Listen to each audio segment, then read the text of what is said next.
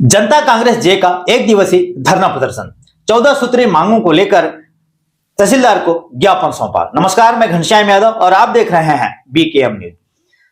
छत्तीसगढ़ प्रदेश के बीजापुर में जिला मुख्यालय बस स्टैंड पर जनता कांग्रेस जे के द्वारा एक दिवसीय धरना प्रदर्शन किया और 14 सूत्रीय मांगों को लेकर तहसीलदार बीजापुर को एक ज्ञापन सौंपा। जेसीसी जी के संभागीय अध्यक्ष नवनीत चांद ने क्या कुछ कहा, आइए देखते हैं। तेरी तानाशाही, तेरी तानाशाही।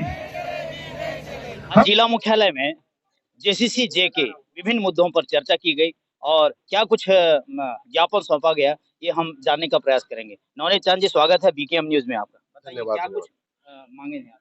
आज जो है विशेष रूप से बीजापुर जिला अध्यक्ष और उनकी कमेटी के नेतृत्व में 14 सूत्रीय मांग को लेकर एक दिवसीय धरना प्रदर्शन किया गया था। कांग्रेस और भाजपा के जो नेता हैं, उनका जो नारा है वो चरितार्थ हो रहा है कि जय हो हाई कमान, नहीं होगा बीजापुर बस्तर का काम। इसी विषय को लेकर राज्य के 24 साल गठित हो जाने के पश्चात भी बीजापुर में ये तमाम बुनियादी सुविधाएं, वृद्धा पेंशन जैसी जरूरी चीजें जो वृद्धा माताओं को मिलनी चाहिए, वो नहीं मिल पा रहा है। महिलाओं पर अत्याचार अपराधगढ़ बन गया है, फर्जी मुठभेड़ की घटना चल रही है। यहाँ तक कि आज की इस कार्यक्रम को रोकने के लिए साय सरकार के संरक्षण में जिला प्रशासन का इस्तेमाल करके ग्रामीणों को रोका गया।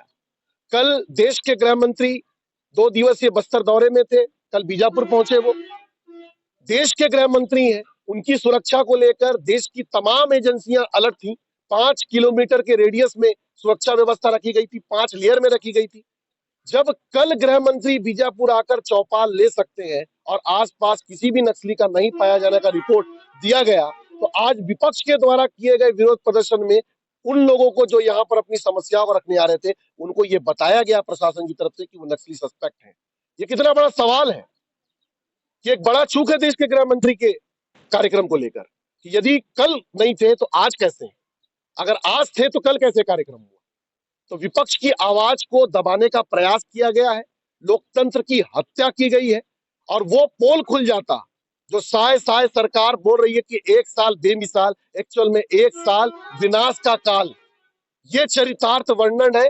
लोगों तक सड़क नहीं पहुंच पाया है, स्कूल नहीं खुल पा रहे हैं, सड़कें नहीं है, नालियां नहीं बन पा रही है। अमृत जल योजना का जो काम होना चाहिए था उसके टेंडर तो हो रहे हैं, पर लोगों तक जल नहीं पहुंच पा रहा है।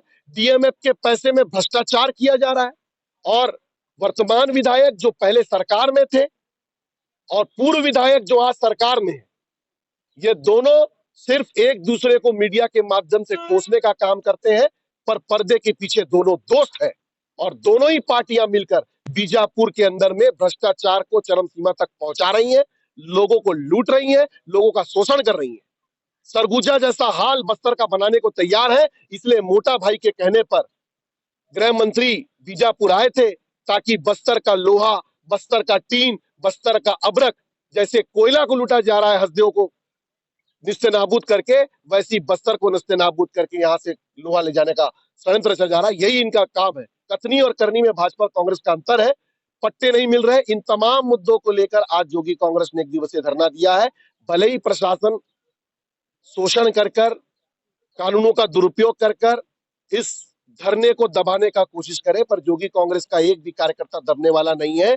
हम कम हैं, पर सवालों के बम है जो लगातार फूटेंगे और जवाब देना पड़ेगा जिला प्रशासन को, जवाब देना पड़ेगा राज्य सरकार को। तत्कालीन सरकार के द्वारा बारदाने की कमी तो नहीं हुई, आपूर्ति बरकरार रही। वर्तमान में जो सरकार है, भाजपा की सरकार, आधा किसान को देना पड़ रहा है, आधा सरकार दे रही है। इस पर क्या कहेंगे? बारदाने की काफी किल्लतें हो रही है। देखिए, इस सरकार की कभी नीयत थी ही नहीं किसानों के प्रति। अगर किसानों के प्रति इनकी नीयत अच्छी होती तो आज दिल्ली की तरफ किसान कुछ नहीं कर रहे होते। आज जब फसल अच्छा हो गया है, पैसे का कमी है, तो ये धान नहीं खरीदने के कई बहाने लेकर आ रहे हैं। इनका पूरा का पूरा बजट 1 साल बेमिसाल बताने में खर्च किया जा रहा है। अभी तो यही नहीं तय कर पा रहे कि सरकार चला कौन रहा है। एक मुख्यमंत्री, 2 उप मुख्यमंत्री है, पर जो बात निकल कर आती है कि गुजरात से कुछ अधिकारी जो है वो छत्तीसगढ़ को चला रहे हैं। आज चारों तरफा रेट पर ठेके दिए जा रहे हैं, अपराध गढ़ बनाकर रख दिया है छत्तीसगढ़ को। बस्तर में सांप्रदायिक झगड़े कराए जा रहे हैं ताकि यहाँ के संसाधनों को लूटा जा सके। तो इनकी नीयत ना किसान ना जवान दोनों के लिए नहीं है। स्थानीय बेरोजगार जो ये चाहते हैं कि वो स्थानीय भर्ती हो, इस पर क्या कहेंगे? मैं तो आपको बताया ना कि जय हो हाई कमान, नहीं होगा बस्तर का कोई काम उसी का होगा जो मोटा भाई से लिखा के लाएगा, काम उसी का होगा जो रायपुर से लिखा के आएगा। स्थानीय रूप पर इतनी भर्तियां रिक्त हैं। मैं तो सीधा सवाल कर रहा हूँ ना सरकार से, उनके चीफ सेक्रेटरी लेटर लिख रहे हैं। मैं सीधा पूछ रहा हूँ कि चीफ सेक्रेटरी आपकी सरकार लेटर लिख रही है कि जिन लोगों को नक्सलवाद के कारण से अपने परिवार के लोगों को खोना पड़ा, उनको नौकरी दी जाए। उनका 4-4, 5-5 पत्र जिला कलेक्ट्रेट के पास आ गया है, आज तक उनको नौकरी नहीं दी गई। शिक्षक की कमी है, शिक्षक भर्ती में आप बाहर के लोगों को भर्ती कर रहे हैं, वो 6 महीने के लिए आते हैं, ज्वाइन कराते हैं, कहीं जुगाड़ लगाते हैं और वापिस चले जाते हैं। स्वास्थ्य व्यवस्था का वही हाल है, सब कुछ निर्भरता हैदराबाद के ऊपर करनी पड़ रही है। यदि आंध्र प्रदेश, तेलंगाना, महाराष्ट्र जिसकी सीमा से हम लगते हैं, अगर उस पार शांति और सुविधाएं हैं तो इस पार अशांति और असुविधा क्यों? ये सवाल तुम सीधा पूछ रहे हैं। तो धन्यवाद नवनीत चांद जी, जिस तरह से इन्होंने बताया कि शिक्षा व्यवस्था और बस्तर में जो बेरोजगारों की व्यवस्था, किसानों की जो परेशानियां हैं, ये चरम सीमा पर है। जिस तरह से इनके द्वारा जो आरोप लगाए गए हैं, जिस पर अभी तहसीलदार को ज्ञापन भी सौंपा गया है और सरकार जो जवाब देगी उनके इंतजार में वो रहेंगे। मैं घनश्याम यादव, BKM न्यूज, बीजापुर।